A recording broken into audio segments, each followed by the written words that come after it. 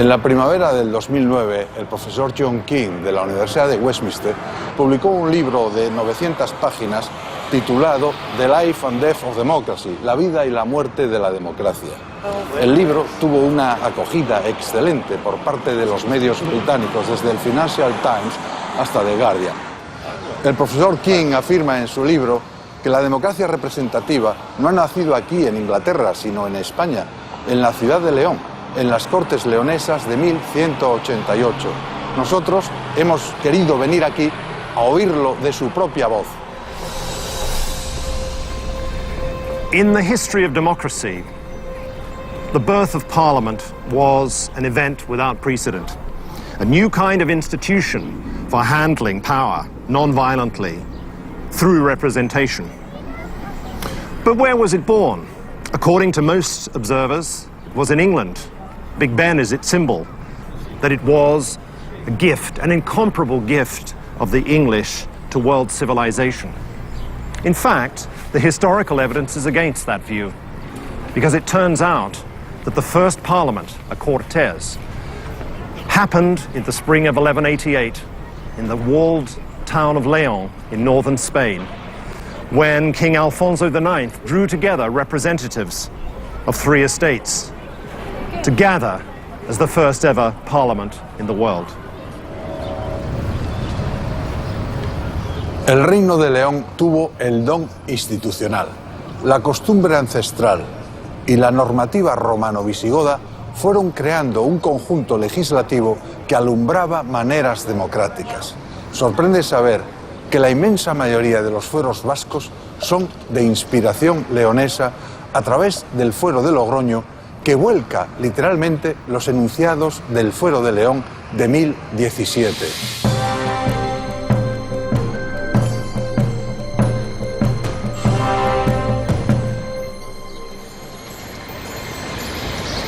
Este gallo de San Isidoro ha sido testigo de la vida leonesa desde hace casi 1000 años. En este mismo lugar se alzaba el Palacio Real y aquí, un día del mes de abril de 1188, se reunieron las primeras cortes de la historia. Imaginamos al rey, casi un niño todavía, con solo 16 años, recién regresado de Compostela, donde acaba de enterrar a su padre. Su madrastra le disputa el trono y él ha convocado curia, a la que ha llamado por primera vez al pueblo. Aquí están los obispos y los nobles, pero también los hombres del común, los cives electi de las ciudades del reino. León, Oviedo, Salamanca, Ciudad Rodrigo, Zamora, Astorga, Benavente, Ledesma, Toro. Es inaudito. En el nombre de Dios, yo, don Alfonso, rey de León y de Galicia, al celebrar las Cortes en León junto al arzobispo, los obispos, los magnates de mi reino y los ciudadanos elegidos por cada ciudad, decreto y aseguro que conservaré para todos los clérigos y laicos de mi reino las buenas costumbres establecidas por mis predecesores. Los obispos y los nobles miran al joven rey con extrema curiosidad. Y a nosotros, hombres del siglo XXI, todavía nos conmueve oír el contenido de esa declaración de derechos. También decreto y juro que si alguien hiciera o me presentara una delación contra otro, sin demora descubriré el delator al delatado. Y si no pudiera probar en mi curia la delación que hizo, sufra la pena que debería sufrir el delatado. También prometo que no haré guerra ni paz, ni tomaré acuerdos sin reunir a los obispos, nobles y hombres buenos, por cuyo consejo debo guiarme.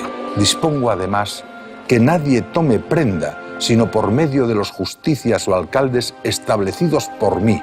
Si alguno tomase prenda de otro modo, sea castigado como violento invasor.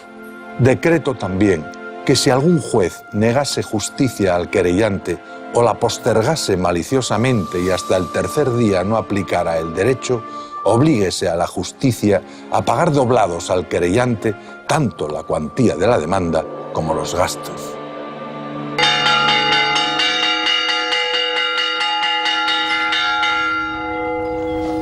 La experiencia leonesa enseña que en el devenir de la historia no suele haber frutos espontáneos.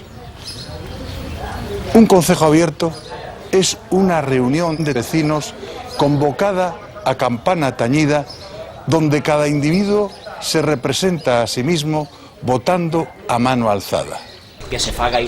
La democracia, contrariamente a lo que se cree, no necesita de una especial retórica, sea esta lírica o épica.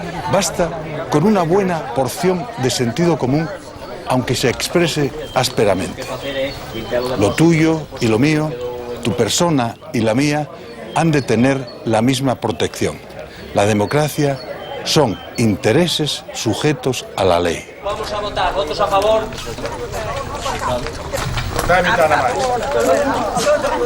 Votos en contra.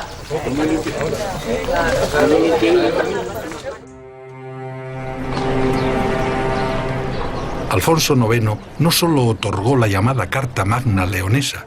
En sus 42 años de reinado fundó la Universidad de Salamanca, primera de España, que vinculó a Santiago de Compostela. Fundó la ciudad de La Coruña. Otorgó fuero a Tui, a Llanes y a otras localidades de Galicia, Asturias y León. Derrotó a los musulmanes, conquistó Cáceres, Mérida y Badajoz y recuperó para su reino las tierras que le habían sido arrebatadas por Castilla. En las Cortes de Benavente de 1202 se fijan los principios y derechos económicos del reino y sus habitantes, antecedente de los presupuestos generales del Estado, que más tarde se extendería a toda Europa.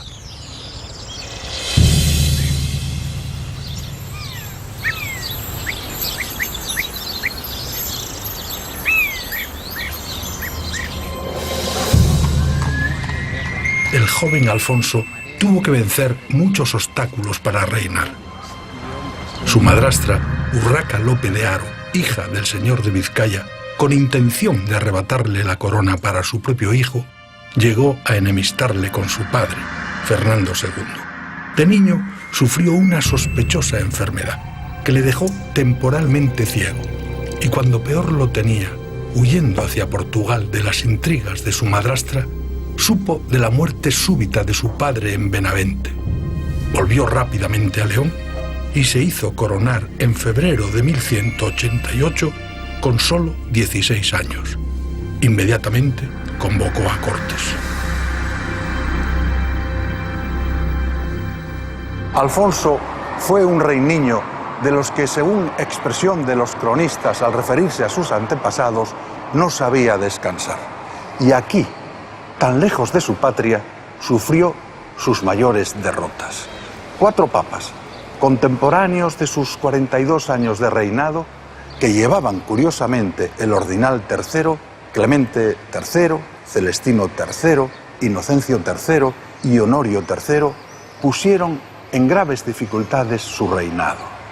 Fue repetidas veces excomulgado, bajo pretexto de la consanguinidad de sus matrimonios, sus 2 matrimonios legítimos, o por la alianza con los almohades, una alianza que había servido para reforzar sus débiles fronteras. La excomunión, acompañada del entredicho del reino, era un modo eficacísimo de hacer política. Al desvincular a los súbditos del deber de obediencia al soberano, ponía en grave desequilibrio a la gobernación. Pero no fue desde el Vaticano, sino aquí, desde este Palacio de Letrán, donde se emitieron los edictos de excomunión contra el rey leonés. Letrán era, durante el siglo XII, la residencia oficial de los papas, un palacio que mandó edificar Constantino en el siglo IV, que ha sufrido desde entonces varias reconstrucciones. Forzado así a separarse de su esposa Teresa de Portugal, de la que tenía 3 hijos, perdió las alianzas con el reino vecino y quedó más expuesto a la agresión de sus rivales.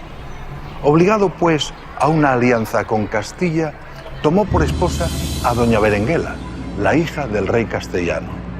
Pero cuando ésta le hubo dado ya 5 hijos, otra pena de excomunión para él y de entredicho para el reino le fuerzan a renunciar una vez más a su matrimonio.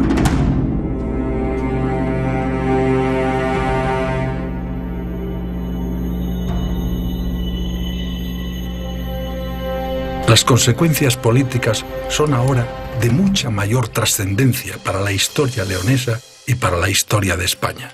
Alfonso podía heredar la corona de Castilla como consorte de Berenguela o como nieto de Alfonso VII. El divorcio forzado por Roma imposibilita el primer camino.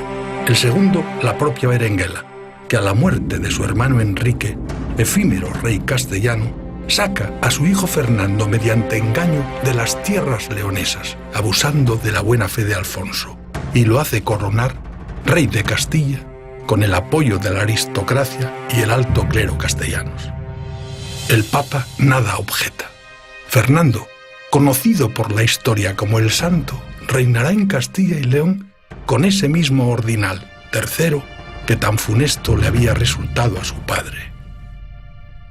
No es aventurado suponer que la Iglesia contemplaba con poca simpatía ese acceso al poder de los hombres del común, los cives electi que Alfonso IX había llamado por primera vez en la historia a su curia.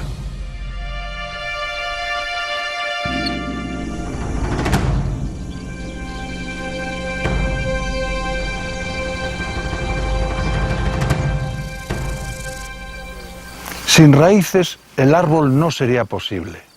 León está en las raíces. Su savia no es otra que el legado que nos ha dejado el genio institucional de sus reyes y sus gentes. En el Reino de León nació la primera universidad de España. Se escribió el primer texto romance peninsular, La Noticia de Quesos, guardado en el archivo de la Catedral Leonesa. Nacieron los fueros y las cortes. Se escribieron las primeras crónicas de España. Se confeccionaron los beatos, disputados por los más importantes museos internacionales, como esta Biblia mozárabe que se conserva todavía en la Catedral de León, inspiradora en pleno siglo XX del Guernica de Picasso, la más famosa pintura del mundo.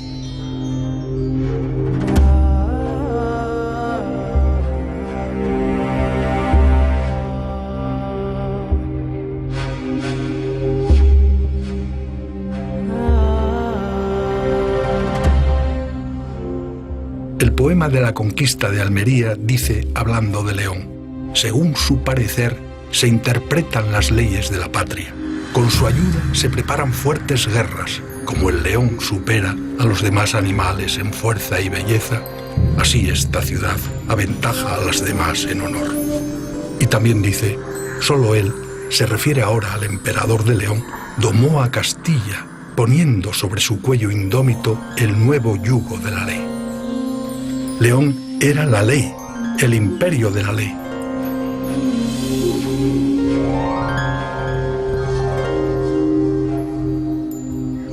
El reino de León, el reino asturleonés, tuvo más de 500 años de vida independiente como Estado, 200 de ellos en Asturias, más de 300 en León. Es demasiado tiempo como para no haber dejado una huella significativa en la vida nacional. ¿Por qué, pues, su escasa visibilidad actual?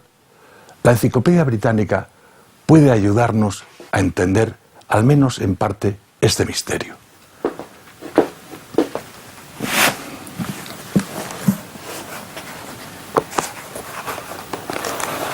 En entrada referida a León, entre otras cosas, se dice: la historiografía moderna española, o sea, los historiadores españoles, preocupados frecuentemente por justificar el separatismo medieval de Castilla, han procurado definir al León medieval como un tipo de estado arcaizante y bizantinizado, presto al compromiso con los moros. La evidencia de esto está lejos de ser convincente. León llevó con éxito la lucha contra el califato y parece ser el primer reino peninsular que desarrolló instituciones populares parlamentarias. Así dice la Enciclopedia Británica.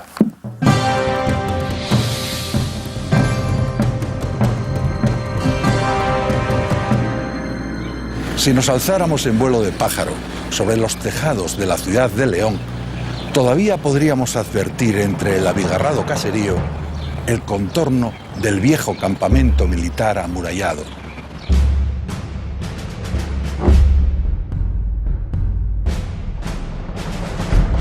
La Legio VII, de la que según se dice toma la ciudad el nombre, establece su asiento permanente en la suave colina que trazan el Bernesga y el Torío al juntarse.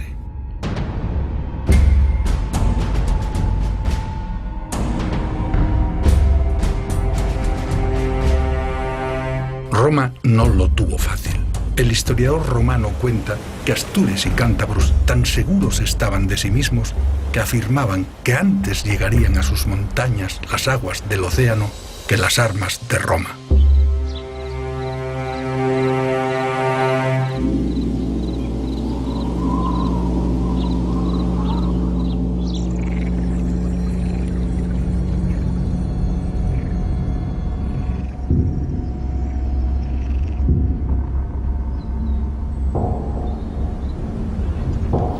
Los astures resisten la feroz ofensiva de las legiones romanas en sus montes y se atreven a tomar la iniciativa en el llano, atacando por 3 puntos a la vez en las márgenes del río Esla, antigua Astura, obedeciendo a una estrategia de cierta complejidad.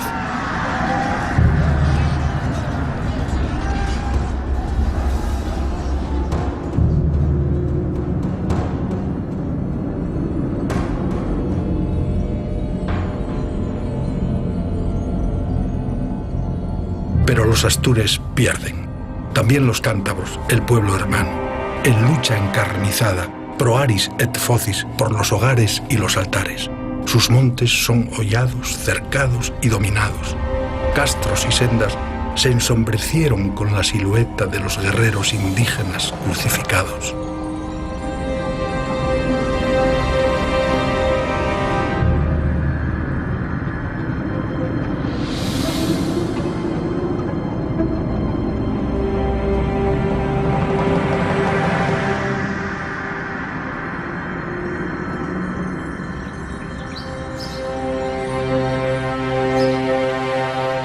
Roma, tras la conquista de las tierras leonesas, asentamiento principal de los pueblos astures, seguida casi inmediatamente de la derrota cántabra, pudo cerrar, tras 10 años de cruenta guerra, las puertas del templo de Jano, abiertas en señal de compromiso bélico grave, completando así la ocupación de la península ibérica en el año 19 a.C.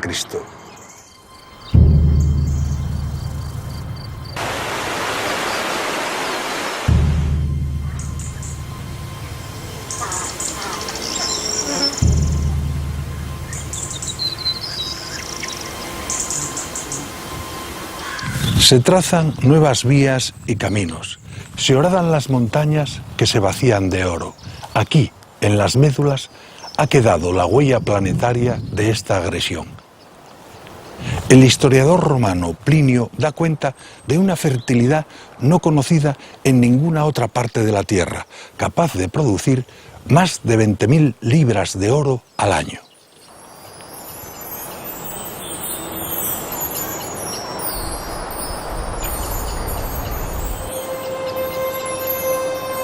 Esta fue la razón principal de la conquista, y así nació la ciudad de León como fortaleza militar desde la que se sometía por las armas a toda la península y al norte de África. Sus muros inexpugnables fueron desde entonces y durante muchos siglos el más contundente símbolo del poder.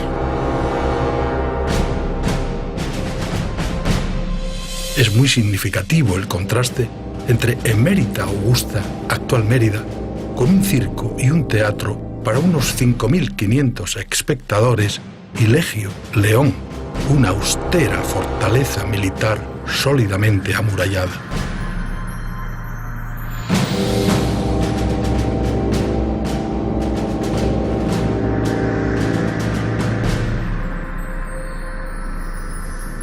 Fragmentado el territorio leonés por ríos y montañas, un vigoroso sustrato cultural lo unifica, la predominante raíz astur. Los romanos lo denominaron Asturia, y por el modo de nombrarlo, algunos autores piensan que reconocían en los astures un grado de madurez como nación que no tenían otros pueblos.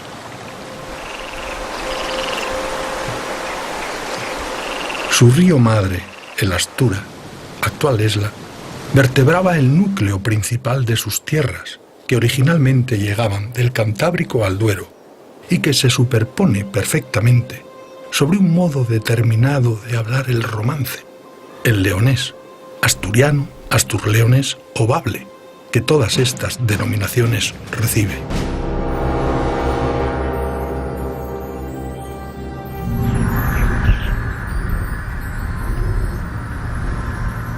Roma se desvanece.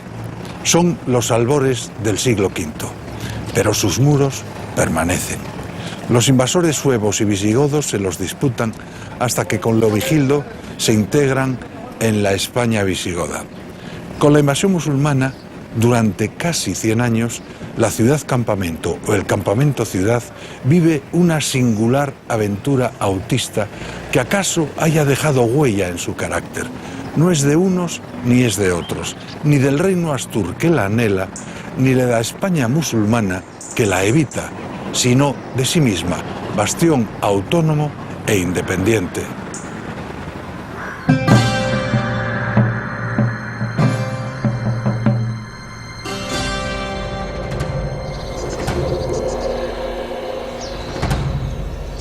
Es incierto el momento en que Elegio entra a formar parte del reino fundado por los astures en los picos de Europa. Alfonso el Sabio inicia así su crónica general de España. Etes comienza en el rey don Pelayo, que fue el primero rey de León.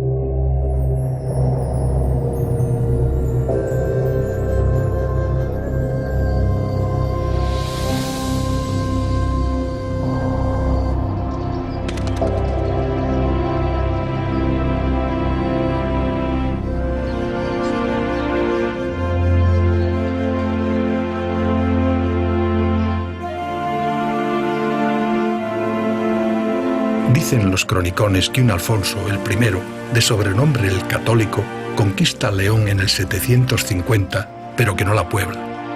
Otro Alfonso, el segundo, de sobrenombre el Casto, contemporáneo del emperador Carlomagno, reinó durante medio siglo y rompió el fatal aislamiento geográfico del reino con el hallazgo imaginativo y genial de los restos del apóstol Santiago en el extremo más occidental de su territorio, de modo que obligó al occidente cristiano a desviar su atención hasta este rincón postrero del orbe conocido.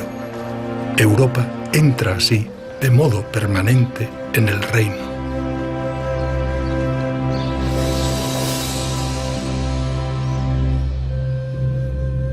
León prolonga una dinastía de reyes con carácter que supieron entenderse con su pueblo. Reyes, muchos de ellos niños, que accedían al trono de modo harto azaroso y desplegaban una gran actividad o morían en el empeño. Alfonso III, de sobrenombre el Magno, otorga la capitalidad a León allá por el año 910. Le sucede su hijo García I, a este Ordoño II, que la consolida como capital del reino astur. Ordoño cede su palacio para la construcción de una catedral. Y aunque esta que hoy se alza es otra, todavía se celebra en ella, a más de 1000 años de su muerte, una misa por su eterno descanso el Día de Reyes de cada año.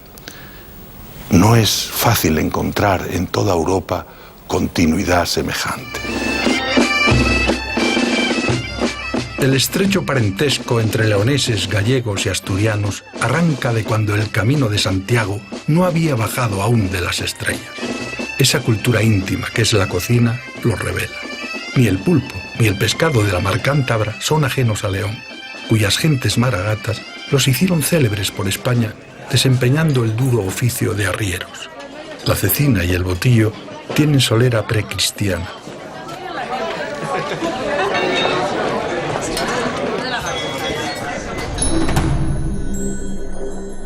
Ramiro II conquistó Madrid, derrotó en Simancas con muy inferior fuerza a un ejército musulmán numerosísimo. Por primera vez empleó la caballería como un arma casi blindada, protegiendo sus caballos con sólidas y pesadas armaduras.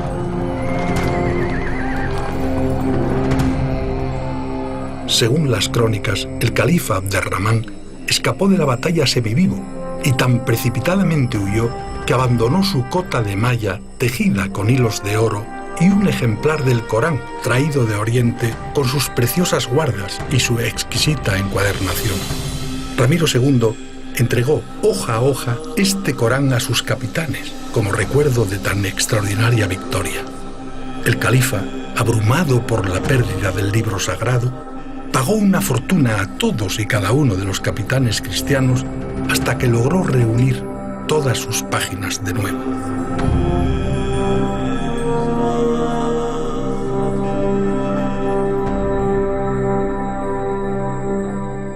Esto es un objeto vikingo, idolillo escandinavo, segunda mitad siglo X hasta de Reno. En la lucha contra enemigos cercanos y lejanos, el Reino de León también rechazó los asaltos de las bandas piratas vikingas, gentes dominadas por la codicia más desaforada y una insaciable sed de sangre. Ramiro III, otro rey niño, los derrotó tras un año de devastadoras correrías por Galicia. El conde Guillermo Sánchez, a golpe de espada, los arrojó al mar, matando antes a su caudillo Ogunderedo e incendiando gran número de sus embarcaciones.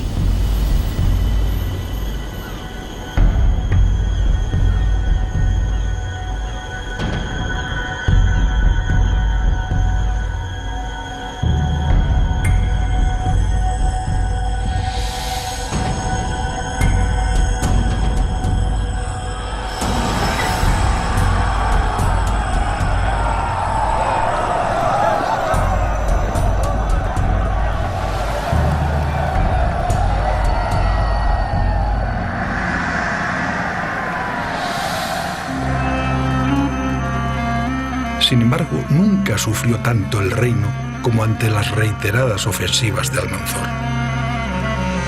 El caudillo árabe atacó con saña a León, defendida heroicamente por el conde Guillén, que murió en la lucha. Obsesionado con derribar las defensas del Egio, sus hombres no pudieron con el espesor de sus muros, aunque una terrible herida quedó en ellos, desguarneciendo temporalmente a la ciudad. Almanzor llegó a la misma Compostela y se llevó a Córdoba las campanas de su catedral a hombros de prisioneros leoneses. El reino de León se debilitó y se contrajo, pero no se rindió. La ciudad rehabilitó y reforzó sus murallas, que dejaron de ser romanas para empezar a ser leonesas.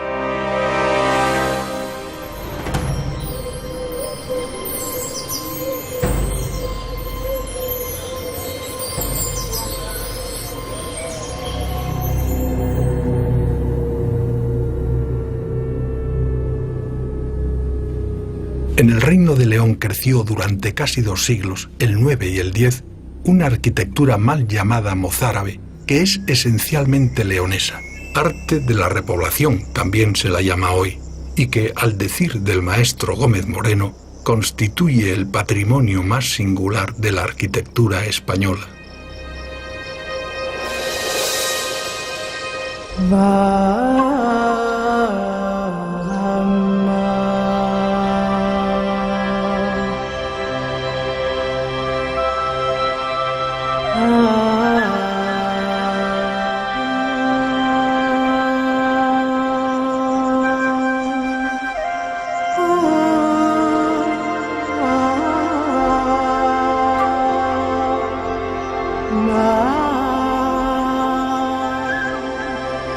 A veces, con la apariencia humilde de parroquias rurales, los interiores de estas iglesias contienen una fascinante originalidad.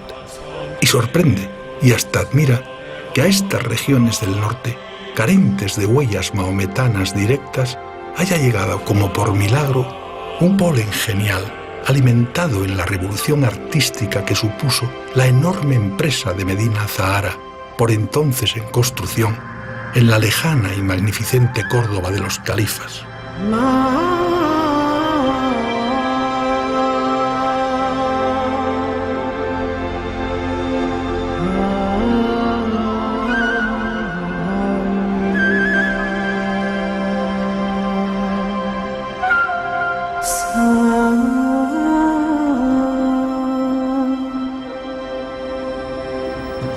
Algunos reyes leoneses fueron aborrecidos por su condición artera, como Ordoño IV, llamado el Malo, como Sancho el Craso, de gordura monstruosa, cuya torpeza para subir a una cabalgadura los leoneses no perdonaban.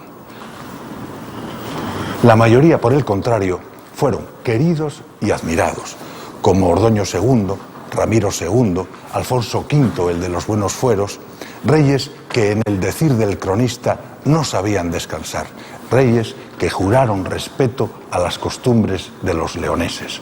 Alfonso V subió al trono con 5 años.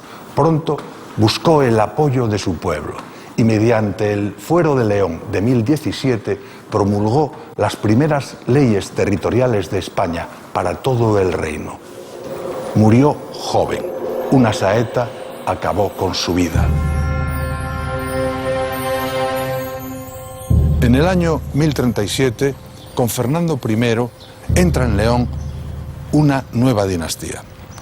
Fernando, en principio, es considerado algo peor que un intruso por los leoneses, pues junto con su hermano García, en los campos de Tamarón, había dado muerte a su cuñado, el joven rey Bermudo III, hijo del muy querido Alfonso V, el de los buenos fueros. Fernando I mandó erigir a instancias de su esposa leonesa la Basílica de San Isidoro sobre la vieja iglesia de San Juan. Es imposible entender el románico español sin acudir a la colegiata. Fernando trajo a León con gran solemnidad las reliquias de Isidoro de Sevilla, un símbolo cultural. Isidoro representaba el conocimiento de la antigüedad, lo que evidenciaba el anhelo ilustrado de un reino, el más periférico y aislado de Europa. Fernando I se intituló siempre Rey de León, pero a su muerte, en contra de la costumbre leonesa, dividió el reino entre sus hijos. Al mayor, Sancho, dio el condado de Castilla, y ahí, en ese testamento, nace Castilla como reino.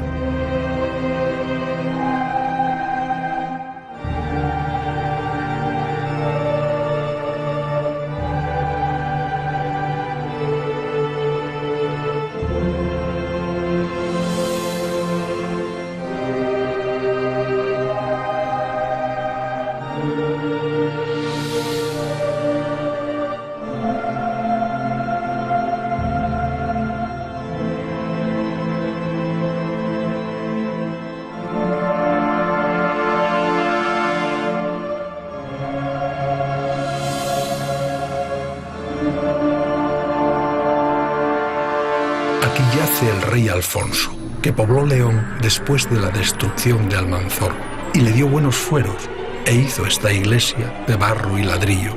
Hizo guerra a los sarracenos, y fue matado por una flecha en Viseu de Portugal. Alfonso VI, hijo de Fernando I, a la muerte de su hermano Sancho, primer rey de Castilla, en el cerco de Zamora, a manos del caballero leonés Bellido Dolfos, se proclama Imperator totius Hispaniae, es decir, emperador de toda España. Alfonso VI logra el sueño de sus antepasados, la toma de Toledo, capital que fuera del reino visigodo. Por esta puerta penetraron las fuerzas cristianas que mandaba el rey leonés un 25 de mayo de 1085. Desde entonces es conocida como Puerta de Alfonso VI. Alfonso otorga, según la costumbre leonesa, fueros y garantiza la seguridad de la población musulmana. Santo Domingo de Silos es el primer templo cristiano que se erige en la ciudad a la llegada de los leoneses. Destaca por su purismo y sencillez.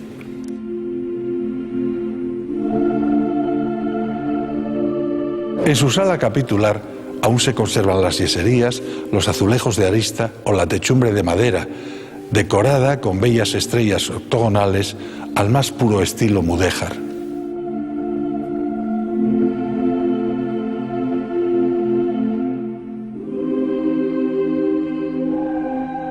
Siglos más tarde se le añadirían en su retablo mayor y en dos de los laterales del templo los impresionantes lienzos del Greco.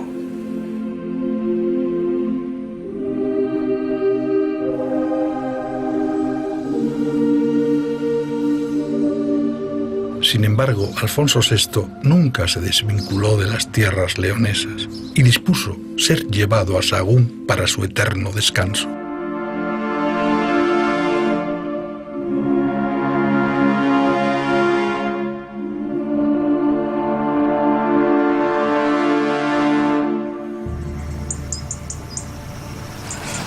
Encrucijada de caminos del Imperio Romano, Astorga, la Astúrica Augusta, capital del convento asturicense, guarda en su nombre los orígenes del reino y culmina la Vía de la Plata.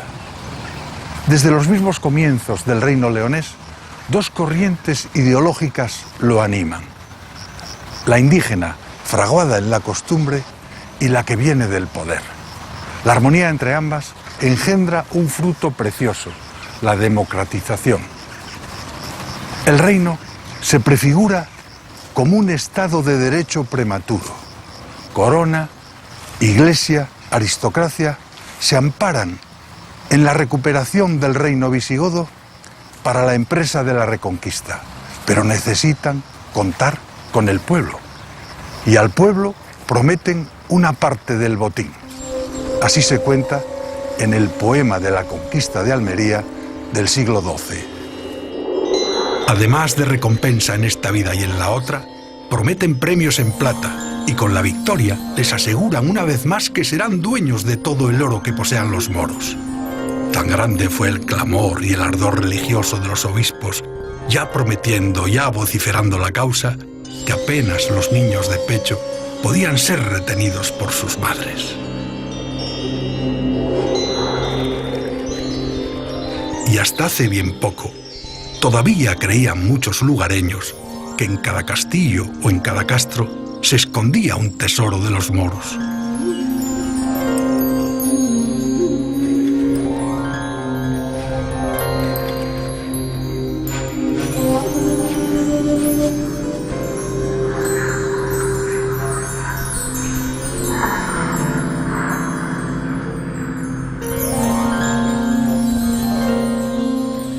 Sin León, España no sería como la conocemos hoy, plenamente integrada en el mundo occidental. Con Alfonso VII, el reino llega al cenit de su poder. El 26 de mayo de 1135 convoca Cortes en León, titulándose Imperator Totius Hispaniae. Un anónimo contemporáneo nos lo cuenta. Se sospecha que fuera Arnaldo, luego obispo de Astorga, que había llegado a León desde Barcelona en el séquito de doña Berenguela, la esposa catalana del emperador. Se arrodillan ante Alfonso VII en calidad de vasallos el rey de Navarra, los condes de Barcelona y Tolosa, y otros de Gascuña y Francia, y el caudillo moro Zafadola.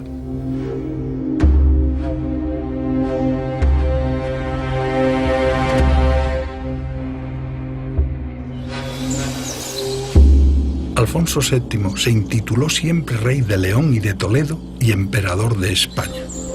A él se deben la conquista de Almería, la expansión del Temple, la introducción del Císter, la creación de la Orden Militar de Calatrava, el nacimiento de la Escuela de Traductores de Toledo, más tarde potenciada por Alfonso X. En 1143, Zamora, tan llena de historia leonesa, capital durante muchos años de la frontera por la que el reino se expande, va a ser testigo de una desmembración de enorme trascendencia en la historia peninsular.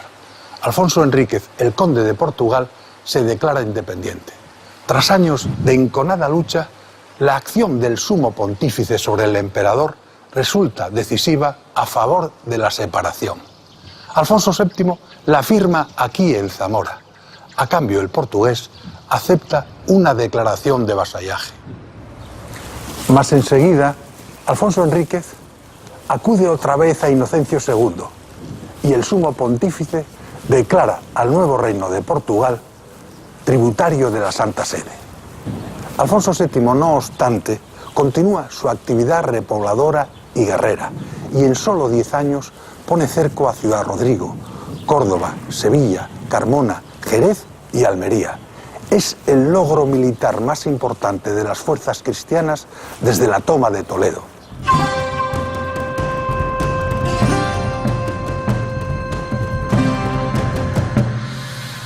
El protagonismo del pueblo es grande. Poco nos ha llegado de su vida bajo el cruel yugo romano, apenas el nombre de alguno de sus dioses en aras votivas.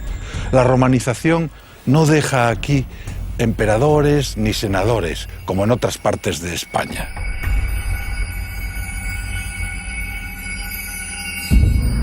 Pero desaparecida Roma y desvanecida la España visigoda, el pueblo reaparece con más fuerza que nunca y más cercano que nunca a sus raíces, como un Lázaro rescatado de su tumba. ¿Y acaso porque su vivienda era redonda, pues la payoza circular es el elemento de habitación que conforma la vida indígena, hay una superior tendencia a la relación igualitaria, o sea, democratizadora? Estamos como antes en la Poladila y vamos a contar los cuentos que pasaron atrás. O vivió señora por un camino arriba y encontra un carnero cansado, que estaba nevando, chovendo, y a ver cansado, dice, voy prove carnero, voy a llevarlo para casa. Y pilla la lombo, trae para casa, pues la sacar así en son de lume. Y era también muy mollada, y quitó la ropa, y era sacándose mucho, y a él, cuando se secó bien, agárrase por la carmalla, por la pergancia arriba, dijo, jurujú, beso chastetas de alcú, y escapó el trago y adiós. Y él dijo, cabrón, como me engañaste. Pues le pasó a mi abuela con un cabrito, que era de Asturias. Voy a buscar un cabrito que le faltaba y trajo el demonio. Y lo calentó. Bien, todo al pie de lumbre y todo. El pueblo leonés ha sabido contarse historias en el filandón, manteniendo viva su habilidad para el discurso y la fantasía. Ha sabido mantenerse en forma, practicando luchas incruentas, ejercitando la destreza de sus músculos.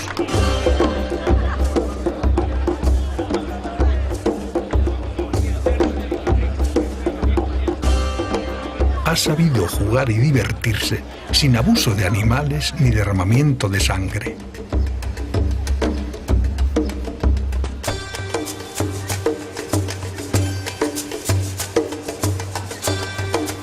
Está entrenado para la sutileza política, como en su fiesta de las cabezadas, llamada así por los ostentosos saludos entre cabildo y ayuntamiento, celebrada cada año desde 1154, en la que se repite una discusión, siempre renovada con ingenio, sobre si el cirio que se entrega es foro o es oferta.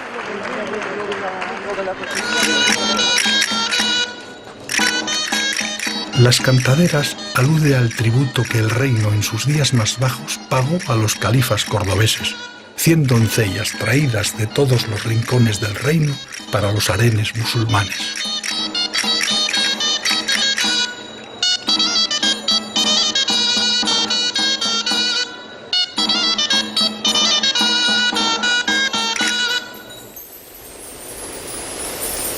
En esta plaza del grano, en cuyo frío silencio hay como un milenario susurro de latines, el histórico reino de León no ha acabado de desvanecerse.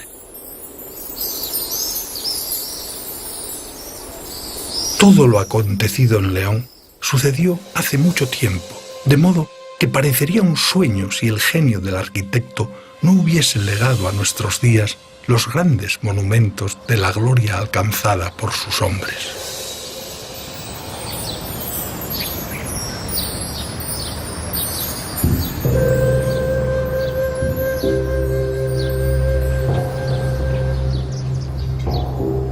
De los orígenes del reino quedan pocos restos y sus piedras nos hablan de una sociedad sencilla, sin grandes diferencias estamentales. Eso vendrá más tarde.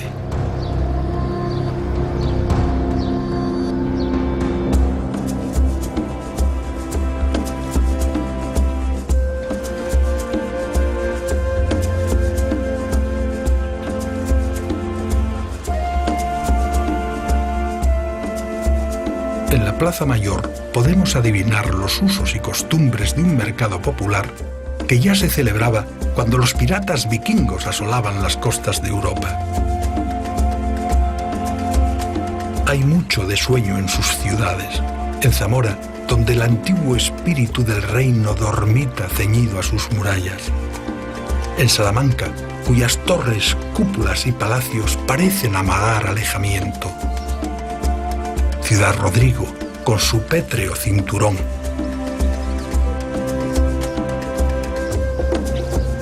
Ponferrada, Astorga, Benavente, Sagún, Villafranca, ciudades todas del viejo reino.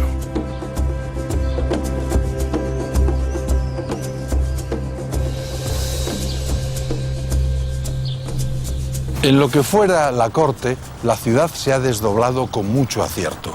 Hay una ciudad madre y una ciudad hija, linajuda y airosa, que será tanto más bella cuanto que la suma de sus partes, la antigua y la nueva, sea más armónica.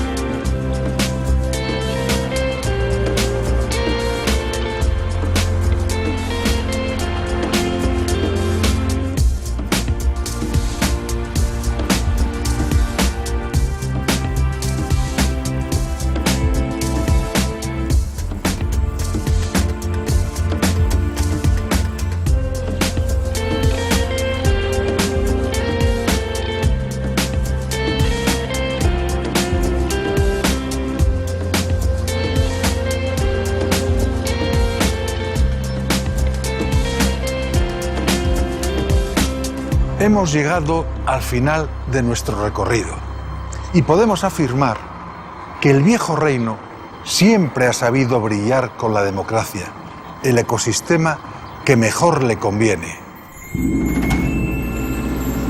Cuenta la leyenda que en las tardes de abril solía deslizarse, blanco y reluciente por las aguas del Bernesga, un cisne, ave de tierras nórdicas y frías que, según escribió un cronista local, dejó de anidar en estas latitudes a la muerte de Alfonso IX, último rey de León. Desde entonces, la voz del viejo reino se pierde en el fragor de la historia de España, por más que su espíritu perviva entre sus gentes. Y aunque nada dijeron los cronistas sobre que el cisne había de volver, ahora, tantos años después, se le ha visto de nuevo con la luz de la tarde declinando sobre el río. Dicen que es como un cestillo cargado de la nieve inmaculada de las montañas leonesas, esas que alimentaron comunidades de aldea, concejos, fueros, cortes, emanaciones de una misma fuente que han logrado mantener vivas a través de los siglos las raíces del gran árbol de la libertad.